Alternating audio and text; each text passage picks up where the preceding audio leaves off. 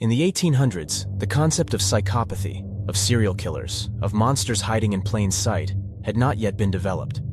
Scientists still believed that the way you looked, the shape of your brain, the way you presented yourself, could reveal if you were a violent person or not. But as we know now, the most prolific and proficient monsters tend to hide behind smiles, charm, and the appearance of normality. No case defines these conflicting, shifting ideas around killers in 1800s America more than this one. July 6, 1870.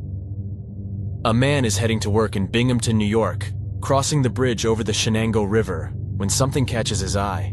Upstream, he spies an unfamiliar object bobbing in the water, snagged on a rock.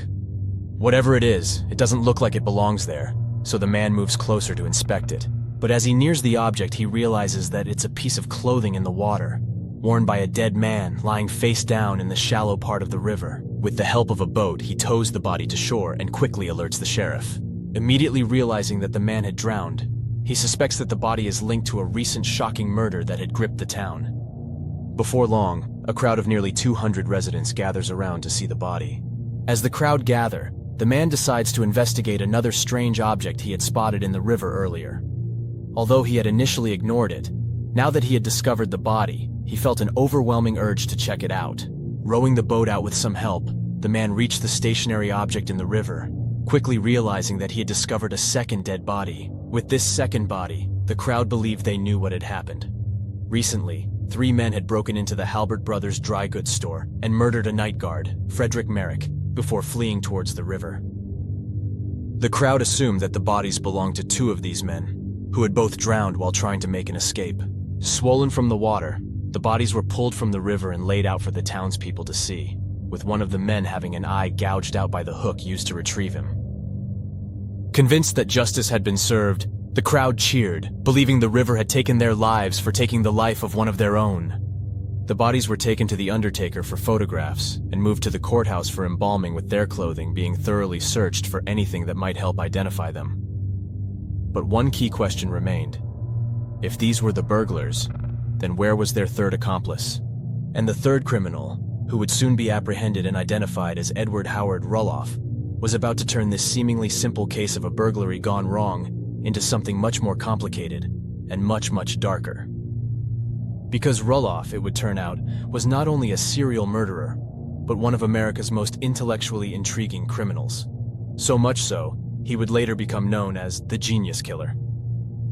Scientists were so fascinated with Rulloff, whose brain is one of the largest ever measured, that they studied his brain for decades after his death, trying to uncover anomalies and secrets within it that might help explain his malevolent nature. Rulloff's combination of intelligence, charm, and violent impulses made his case particularly compelling, turning him into the first American murderer to be studied in scientific journals, sparking debates among neuroscientists about whether his brain, rather than his personal choices, were responsible for his crimes. So in this week's video, let's take a look at the life, crimes, and aftermath of Edward Rulloff, the Genius Killer.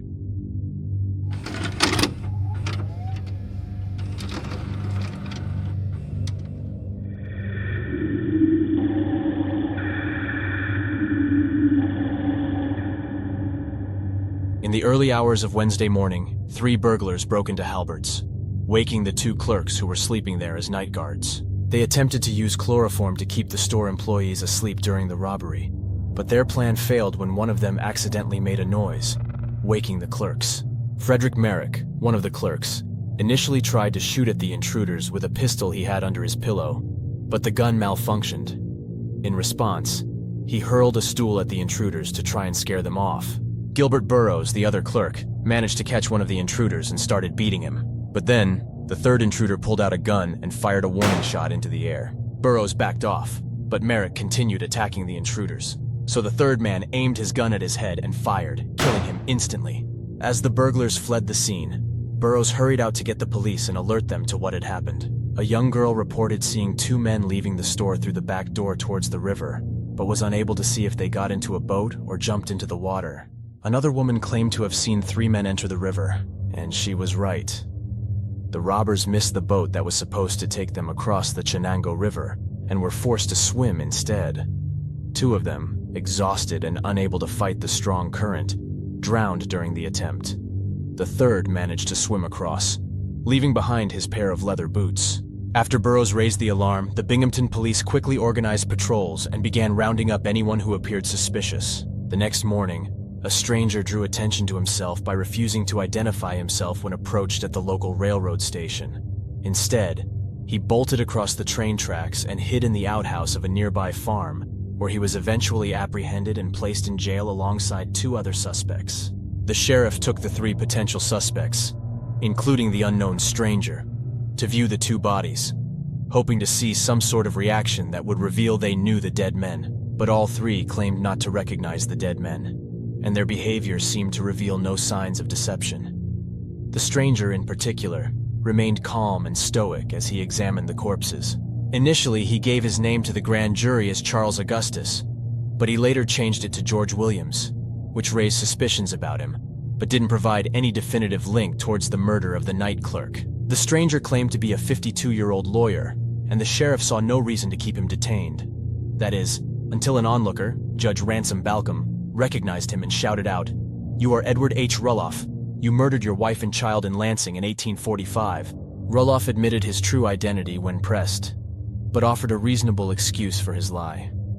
He knew that being a stranger in town during a murder investigation would make him a suspect given his past, so he was trying to save them from wasting their time focusing on him. His charm and deception worked, and he was allowed to go free, at least for now. The detectives knew they needed to identify the burglars if they had any hopes of locating their potential third accomplice. Examining the items found in their pockets, they discovered 6 keys, a letter addressed to someone named Henry Wilson, train tickets to Batavia, and a scrap of paper bearing the name and address of a lawyer in Brooklyn called William Thornton. One of the 2 men also had a well-worn book on him, called the Book of Fate, that claimed it could help you predict the future by channeling energy through mysterious dots and lines. Also known as Napoleon's Oraculum, legend claimed this book had been pillaged from an Egyptian pharaoh's tomb by a French expedition in 1801. Supposedly, this book was then translated and used by Napoleon to guide all of his decisions, before being discovered in his cabinet of curiosities after his defeat in 1813. But it wasn't any of these items that initially helped the detectives in their investigation. Instead, it was the pair of leather shoes that had been found, custom-made for a deformed left foot. But neither of the 2 dead men had a deformed left foot, ruling them out as the owners of the shoes.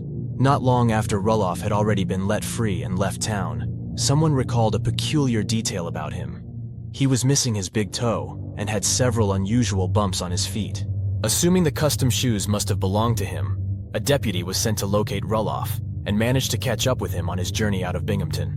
The deputy brought Rulloff back to town, and like a twisted retelling of Cinderella, he was made to try on the shoes, and lo and behold, they fit him perfectly. Then, they discovered a train ticket in his pocket to Batavia, just like the 2 deceased burglars. Yet, despite the fact that circumstantial evidence was often used in courts at the time, these 2 potentially coincidental pieces of evidence were not deemed strong enough to guarantee a murder conviction for Rulloff. So the detectives headed out to Brooklyn to visit William Thornton, the lawyer whose name had been found on the scrap of paper. Thornton immediately recognized one of the dead burglars in the photographs they showed him as Billy Dexter, though he didn't recognize the other man. With Dexter's address, the detectives headed to his house, where a woman confirmed his identity. When they showed her a picture of Rulloff, the woman also recognized him as an associate, though she identified him as Edward Howard. So using a key found in Rulloff's clothes, convinced he was involved, they headed over to his house and entered to find a trove of more circumstantial evidence, including burglary tools and items that connected him with the 2 dead men, allowing them to identify the second burglar as Albert Jarvis. They also discovered an extensive manuscript Rulloff had been working on. As it turned out, Jarvis had first met Rulloff as a young boy when his father worked as a jailer in the prison Rulloff was an inmate in. Having formed a bond, Rulloff had then seemingly influenced Jarvis and led him down a path of crime, using his intelligence and charisma to easily persuade the young man to join his criminal schemes. With all these connections now established, the case against Rulloff and his involvement in the murder was becoming something the authorities could seriously hope to gain a conviction in. And with their eyes on Rulloff, his dark past was about to be revealed, making it easy to believe that he was the mastermind behind the failed burglary and likely had killed the clerk himself. It seemed clear to everyone that this was not the first time Rulloff had taken a life. Yet in his previous cases, he had always managed to evade justice. So this time, the detectives were determined to hold him accountable for what he'd done. So District Attorney Peter Hopkins began building the case against him, starting with his dark and ominous history. Born in 1821 in New Brunswick, Canada, John Edward Howard Rulloff was the eldest of 3 brothers, and had a knack for charming others with his gentle demeanor and exceptional intelligence. After his father passed away in 1827, his mother Priscilla was left to care for their 3 sons, resulting in financial hardship. From a young age, Rulloff immersed himself in books, reading late into the night until his mother would extinguish his lamp. His interest in religion was more academic than spiritual. He was captivated by the Bible and studied the Greek Testament, viewing languages as forms of art. Despite this, the family's financial struggles prevented Rulloff from pursuing higher education, forcing him to start working as a clerk in a dry goods store by the time he was 16. It was there that Rulloff's criminal activities began. A series of fires, suspected to be arson, were believed to be attempts to conceal thefts of inventory. Rulloff was eventually caught wearing a suit made from stolen goods and was convicted of embezzlement, serving a 2-year prison sentence. But upon his release, rather than learning or repenting for his petty crimes, Rulloff simply adopted a new identity, emigrated to the United States, and re-entered society. Rulloff sought to educate himself in a variety of fields, albeit with mixed success. He dabbled as a physician, tried his hand as an investor and a teacher, and even ventured into the then popular field of phrenology, an early form of psychology in the 19th century. Though ironically, phrenology would later be used against him as a prime example of its theories. A lot of phrenology was based around analyzing an individual's physical appearance to understand their character. For example, bumps and depressions on a person's skull would be studied to assess the functioning of different brain areas. At the time, the brain was thought to be divided into 35 distinct organs, each corresponding to traits such as cautiousness or adhesiveness, with the size of this supposed organ believed to indicate strength of that trait. But most significantly, Rulloff pursued a path as a philologist, a discipline that focused on the study of language structure, word origins, and their similarities across different languages. Self-taught in numerous languages such as Latin and Greek, Rulloff was convinced that uncovering the origins of language would unlock fundamental truths about human nature and existence. He compiled his work into a book called Method in the Formation of Language, which he offered for sale at the insane price of $500,000, convinced its contents would cement his place in history as one of the most brilliant minds of all time.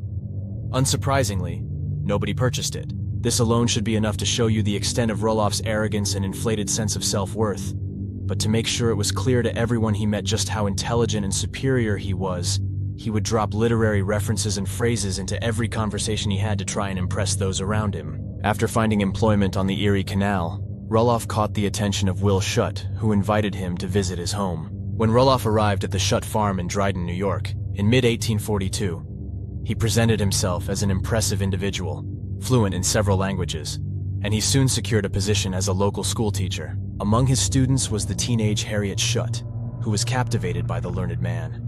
She even followed him to Ithaca when he became an apprentice to a botanical doctor, learning herbal medicine. But Rulloff's behavior was erratic and unpredictable, exhibiting extreme jealousy towards any men that interacted with her. And soon, the Shutt family began to resent and distrust Rulloff, with his changing demeanor, inflated ego, and mistreatment of their daughter creating a wedge between them. The timeline of when Rulloff's darker traits first appeared remains unclear. Whether his volatile temper and inclination toward violence were evident before the marriage is uncertain, but the couple wed on December 31st, 1843, and in April 1845, the Rulloffs welcomed their daughter Priscilla, named in honor of Rulloff's mother. Despite his self-professed status as a genius, success seemed to evade Rulloff, but his narcissism could never accept that he was poor and unsuccessful because of his own actions. So he soon began to believe that the cause of his problems was his family. And just 2 months later, both Harriet and the baby mysteriously disappeared.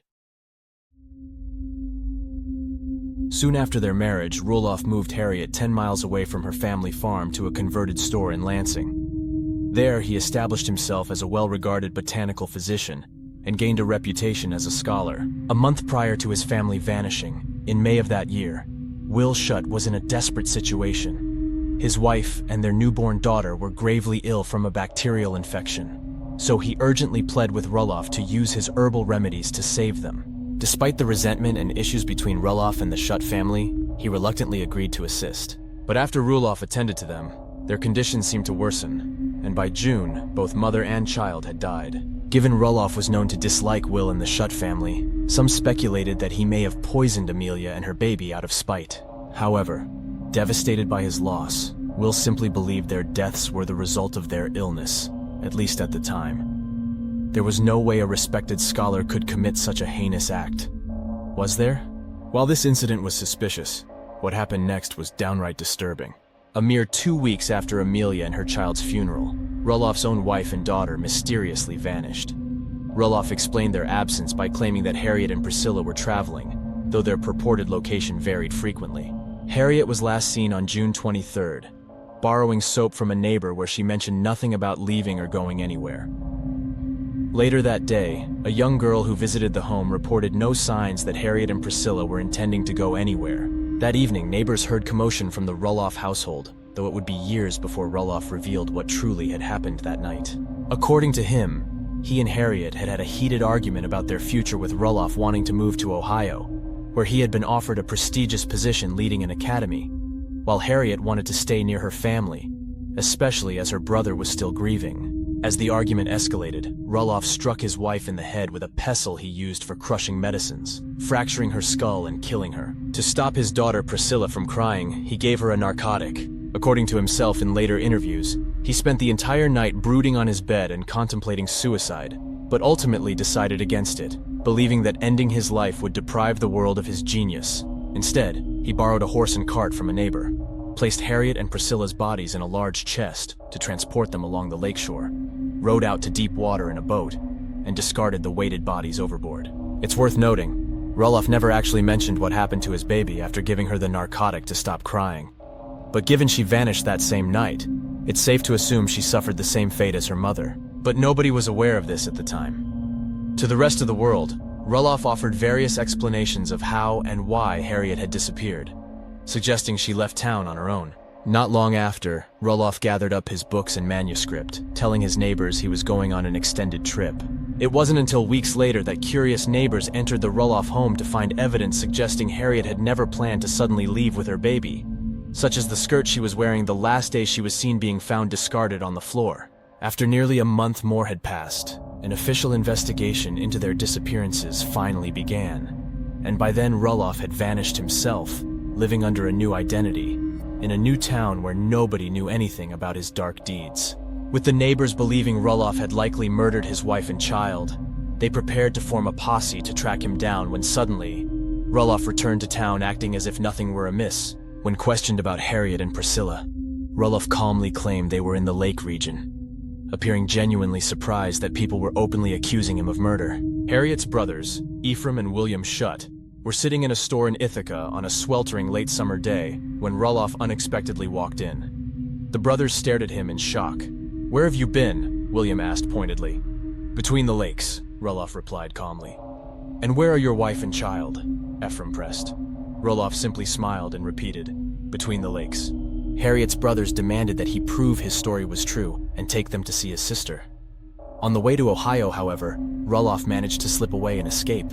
As a result, a warrant was issued for his arrest, and it didn't take long for him to be found, brought back to Ithaca, and imprisoned. Convinced he had murdered his wife and daughter, officials offered a reward for the discovery of their bodies, with the district attorney preparing to prosecute him. Rulloff's trial began in early 1846, but with no bodies despite searches of Lake Shuga, proving murder was difficult. So instead, the prosecution used Harriet's disappearance as grounds for the lesser charge of abduction. Well-versed in legal matters, Rulloff fought fiercely to have the case dismissed before it reached the courtroom, but his attempts ultimately failed, forcing him to go to trial. Even though the only evidence they had was speculative, many jurors were already convinced of Rulloff's guilt when the trial began, and he was ultimately convicted of abduction and sentenced to 10 years in Auburn prison. During his 10-year imprisonment, Rulloff made the most of his time by learning new skills and acquiring knowledge that would later aid him in his cons. But his imprisonment did little to quell the anger of those who wanted to see him hanged for murder, with the search for Harriet and Priscilla's bodies continuing. On the very day Rulloff was set to be released in 1856, another warrant was issued for his arrest on suspicion of murdering his wife. Rulloff's defense team argued that this constituted double jeopardy, leading the district attorney to drop the charge of Harriet's murder and replace it with one for the murder of Priscilla. Maintaining his innocence, Rulloff and his attorneys successfully requested a change of venue, moving the new trial to Owego, Tioga County, New York, hoping for impartiality. During his time in prison, authorities had tried desperately to gather evidence against him, tracing his movements after he left his home that fateful night. The trunks he had taken with him eventually turned up in Chicago, where they were held by people that Rulloff owed money to. Among the items inside them, the authorities had discovered baby clothing, adding to their growing suspicions. With scant evidence, the case against him was largely built around his strange behavior, such as his pattern of lies, his contradictory stories, and his use of aliases. The fact that he failed to provide any evidence that his wife and child were living where he claimed them to be, and that no sign or indication they were alive was ever discovered during his 10-year imprisonment, also strengthened the case against him. In his second trial, the judge warned the jury that the mere disappearance was not enough to conclude a person had been murdered, emphasizing that it was possible that Rulloff's wife and child had left on their own and made themselves difficult to locate. Keep in mind, with no cameras, phones, or credit cards back then, it was much easier for a person to disappear if they wanted to. Rulloff and his attorneys leaned heavily on this argument, trying to use the lack of evidence for murder to win the trial. But despite this, Rulloff finally found himself convicted of murder. However, Rulloff was well versed in the legal complexities of his conviction and knew he had grounds for an appeal. When the panel of judges reviewed his case, they faced a critical question. Could someone be convicted of murder without a body? A question that remains a contentious legal issue even today. The prosecutor argued that the circumstantial evidence was enough to support a guilty verdict, regardless of the lack of a body. His argument seemed to win over the other judges, who upheld Rulloff's conviction as he remained in prison awaiting sentencing. During this time, Rulloff struck up a relationship with a young boy who would later play a crucial role in his life, Albert Jarvis, the son of the jailer, just 16. Jarvis's parents saw no harm in allowing the charming Rulloff to tutor him in Latin and Greek. Regardless of his criminal record, he was still a well-regarded scholar, and they viewed his crimes as isolated incidents that posed no threat to their son. But sadly, they had drastically underestimated Rulloff's manipulative nature. Spending hours with Rulloff, the impressionable young Jarvis began to see him as a father figure.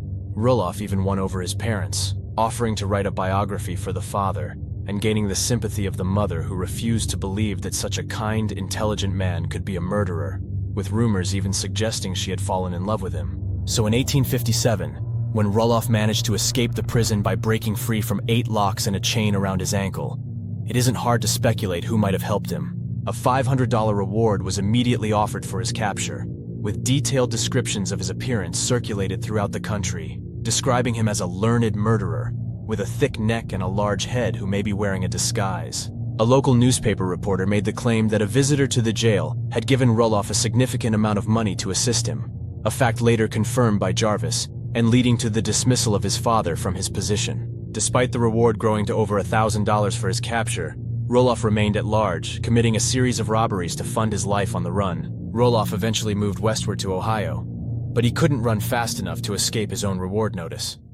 As a result, he was recognized by a farmer from the description, who gathered a group of men, including a constable, to apprehend him. Catching him by surprise, Rulloff tried to talk his way out of the situation, but nothing he could say was compelling enough to deter them from claiming the reward. The group decided that even if they had the wrong man as Rulloff claimed, it was better to mistakenly capture an innocent man than to let a guilty one escape.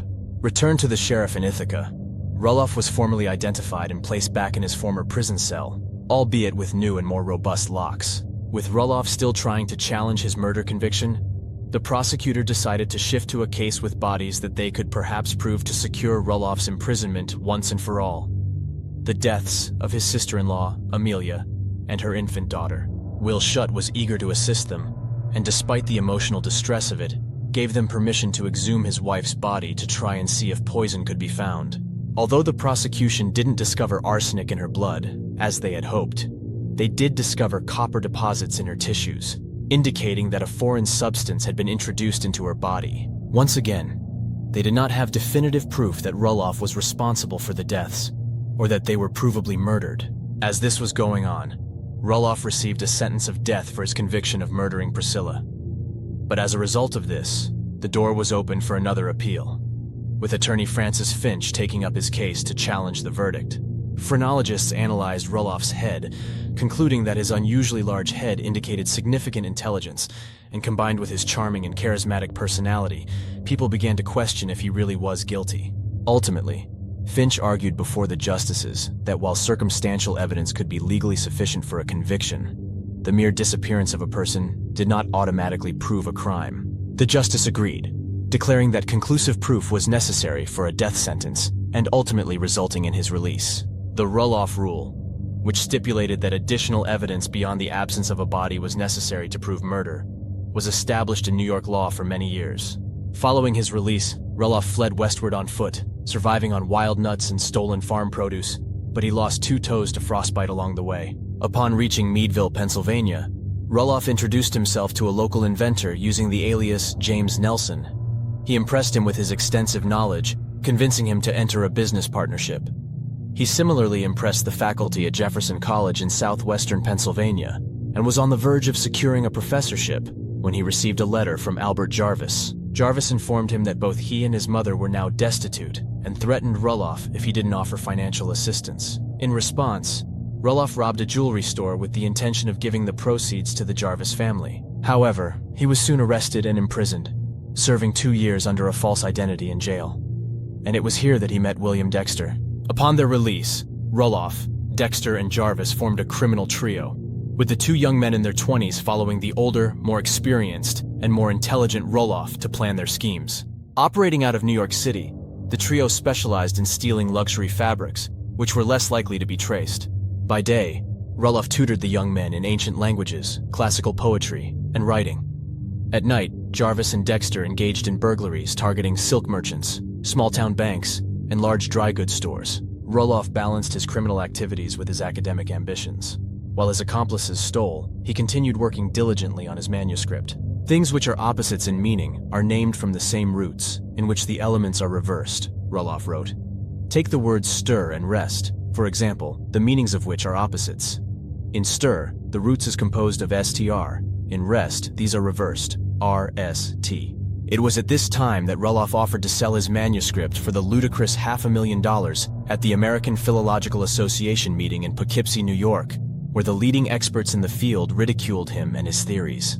This led to an eruption of anger from Rulloff, who declared his intention to fund and publish his work independently, believing his ideas would change the world. In the summer of 1870, Rulloff, Jarvis, and Dexter set their sights on a dry goods store in Binghamton, New York, near the Shenango River. The plan, however, as you already know, went disastrously wrong, resulting in the deaths of Jarvis, Dexter, and an innocent night clerk, leaving Rulloff the lone survivor to face the consequences. After finally being identified, the prosecution now knew they were about to try and convict a man who had been accused of murdering 2 women and 2 infants already, and despite stints in jail, had evaded being properly and definitively proven responsible for either. This time, Rulloff's wealthy brother hired George Becker and Charles Beale to lead his defense with a 2-fold strategy: to question whether Rulloff had even been in town during the crime, and should that fail, to argue that any shooting he may have done was in defense of Jarvis after he was physically attacked. A now extremely high-profile trial, Rulloff believed he could fund it by writing an autobiography, because, of course he did. But instead, his brother offered to cover the costs for him. The trial began on January 4, 1871, attracting extensive coverage from both local and national newspapers, in a courtroom packed with over 2,000 spectators, twice its maximum capacity. Rulloff's intelligence, often described as genius, challenged the typical criminal stereotype of the time, fueling further curiosity and attracting attention from overseas, with many speculating that someone so intelligent could not be a murderer. At the time, the concept of psychopathy was not well understood, but in hindsight, it seems clear that Rulloff was a psychopath. Back then, individuals who violated social norms for personal gain without feeling remorse were unsettling to others, and fueled ongoing debates among mental health experts about dangerousness and homicidal insanity. Some even speculated that the brain contained an organ of murder. Although these individuals appeared mentally sound, something fundamental to their humanity seemed absent. This idea that apparently normal, charming, or intelligent members of society couldn't also be monsters likely played a key role in the various trials throughout Rulloff's life, as while his personality very much falls in line with what we now know about psychopaths and serial killers, opinions at the time were very different. The prosecution's case was straightforward. Dexter, Jarvis, and Rulloff had broken into the store, and one of them had shot and killed Merrick, with Jarvis and Dexter drowning as they tried to escape. The specialized shoes, alongside a newspaper clipping found in a bag discarded during the escape that matched a newspaper in Rulloff's quarters, were the initial pieces of evidence they claimed proved definitively that Rulloff was involved in the burglary. The surviving night clerk, Burroughs, testified about his experience during the incident, with Rulloff cross-examining him himself to try and undermine his confidence in identifying him as the third burglar. Despite this, Burroughs remained steadfast that the very man cross-examining him was without a doubt the third burglar. The next piece of evidence introduced was a handwriting analysis aimed at linking Rulloff to the burglars, a note found in one of their pockets. Comparing the note to Rulloff's extensive amount of writing, including his manuscript, which Rulloff claimed was proof he spent his time devoted to scholarly pursuits and not petty crime, they analyzed the handwriting, claiming it belonged to him. Ultimately, the judge ruled there was enough evidence to establish that the three men were accomplices, meaning the only question left was whether Rulloff had been the one to pull the trigger or not. Initially, Rulloff's defense tried to claim that Jarvis had shot Merrick, but this idea was hard to sell, with the surviving night clerk stating emphatically that Rulloff had fired the weapon. So Rulloff's defense now made the claim that he had assured Merrick that they meant no harm, but that the young clerk had attacked them so aggressively that he had no choice but to act in self-defense. He asserted that Merrick had attempted to shoot him at close range before grabbing Jarvis, leading him to fire his weapon in a desperate act to protect his friend. Rulloff then claimed that after fleeing the scene, Jarvis convinced them that the river was shallow and safe to cross when they missed their boat, but once they entered, they found the water was much deeper than expected, resulting in Jarvis, who was injured, and Dexter, who couldn't swim, drowning. Many have speculated, however, that Rulloff manipulated his two accomplices to get into the river with the hope they would drown to remove any witnesses linking him to the crime. Ultimately, the jury deliberated for only 4.5 hours before delivering a guilty verdict for first-degree murder. When asked by the judge if he had any reason why the death sentence shouldn't be pronounced, Rulloff declined to speak, leading him to being sentenced to hang on March 3, 1871. Yet this was still not the end of Rulloff's story. Locked up in his cell, Rulloff became a figure of intense curiosity, seen as a monster with exceptional intellectual abilities, leading many scholars to correspond with him. By now, it was widely accepted that he had killed his wife and daughter, that he had most likely killed his sister-in-law and her child, and that he may have even drowned his two accomplices. Yet his only official victim was Merrick, the night clerk. With his notoriety growing, Rulloff achieved a strange sort of celebrity status, and the groundbreaking ideas around language and writing he was so convinced he had developed gained a lot of attention. Playing up to this genius killer role, he made sure he was always reading and writing in his cell when anybody came to see him. He attempted to argue against his execution by claiming his intellectual contributions to philology would revolutionize the understanding of language and human behavior, and it should at least be delayed until he could finish his manuscript for the sake of the world. While the sheriff began printing special invitations to his upcoming hanging, many of the scholars corresponding with Rulloff began to argue his case, claiming that he should be studied rather than executed. An article in the New York Tribune, written by a Republican candidate, stated, "In the prison at Binghamton, there is a man waiting death who is too curious an intellectual problem to be wasted on the gallows. He is one of the most industrious and devoted scholars our busy generation has given birth to." Many who spent time with him claimed he was genuinely knowledgeable in many fields and was a talented scholar of languages. Yet simultaneously, other intellectuals dismissed him as an egotistical fraud who could simply spout the odd Latin phrase or bit of obscure trivia to sound smart, with his writings being either hoaxes or the ramblings of a hopeless egomaniac. Mark Twain even contributed a piece to the Tribune, urging that someone else should take Rulloff's place on the gallows due to his exceptional intelligence. Twain wrote, "What miracles this murderer might have wrought, and what luster he might have shed upon his country if he had not put a forfeit upon his life so foolishly." Though Twain's essay was intended as satire, he privately hoped to spark a national debate on the possibility of commuting Rulloff's death sentence. Politicians, editors, and academics joined the debate. Some argued that Rulloff might be insane, and that executing him would be unjust. Others questioned the morality of capital punishment. while some believed his work in linguistics might justify a postponement of his execution.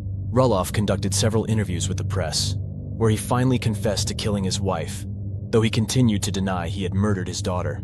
He even offered the ominous and disturbing words regarding his own approaching death. "You cannot kill an unquiet spirit."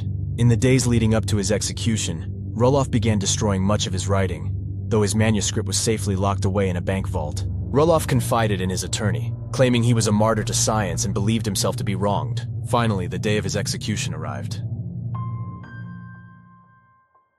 On May 18, 1871, Rulloff was led to the gallows in front of a sizable crowd. Rulloff, still convinced he wouldn't be executed, eagerly awaited a last-minute pardon from the governor that never arrived. As he stood on the gallows, awaiting his death, Rulloff allegedly turned to the hangman and said, "Hurry it up. I want to be in hell in time for dinner." With a white hood pulled over his head, Rulloff was hoisted up with a sudden jerk, struggling for around 20 minutes before he finally succumbed, with his neck failing to break. This was to be New York State's last public execution. Some viewed it as a fitting end for a man whose life had been marked by violence, while opponents of the death penalty used it as a rallying point against capital punishment. Intriguingly, there's a persistent legend suggesting that Rulloff might have been innocent of the murder of his infant daughter. In an article in the Times that appeared shortly after his hanging, they claimed to have found Rulloff's daughter alive and well in Pennsylvania, under the care of his brother. According to the article, she was now 25 and running a hotel, believing Rulloff was her uncle, despite speculation in the community. Some believe that his niece, born in the same year and also named Priscilla, might have been secretly taken to his brother's home in Maine and passed off as his own daughter. But whether there's any truth to this theory, we'll likely never know. Numerous individuals fought for possession of Rulloff's remains, wanting to study him further even after his death. A death mask was created of him to display in an art gallery, and his actual body was even put on public display for curious onlookers to see. Ultimately, Dr. George Burr from the Geneva Medical College acquired the body, intending to keep the skull and brain for scientific analysis, under the belief that insights into Rulloff's criminal tendencies might be discovered. Removing Rulloff's head was a challenging task due to his unusually thick neck muscles. The skull proved resistant to the saw, being nearly twice as thick as normal, taking Dr. Burr almost an hour to cut through. While he buried the rest of the body, it was exhumed later by medical students and eventually found in a potter's field. With Rulloff's brain and skull, Dr. Burr embarked on a lecture tour, claiming the brain's size and characteristics explained why the animal part of Rulloff, and not the moral part of him, dominated his brain, claiming he was not truly responsible for his crimes, as it was in his biology. He measured Rulloff's brain at 59 ounces, making it one of the largest ever recorded, and according to Burr, similar in size to renowned geniuses. Today, modern scientists place Rulloff's brain in the top 1% in terms of size. However, modern scientists also now know that brain size and shape does not correlate with intellect or superiority. While some scientists like Burr attributed Rulloff's behavior to his brain structure, respected alienists tasked with evaluating his mental state concluded otherwise. After interviewing him in prison, these psychiatrists acknowledged Rulloff's intelligence and troubled nature, but deemed him in sound physical health and entirely sane, arguing his execution was morally justified. Eventually, the brain ended up in the possession of Bert Green Wilder, a biologist at Cornell University, who built up a collection of 600 brains, hoping to investigate whether variations in size, shape, chemistry, or weight could explain certain behaviors and personality traits.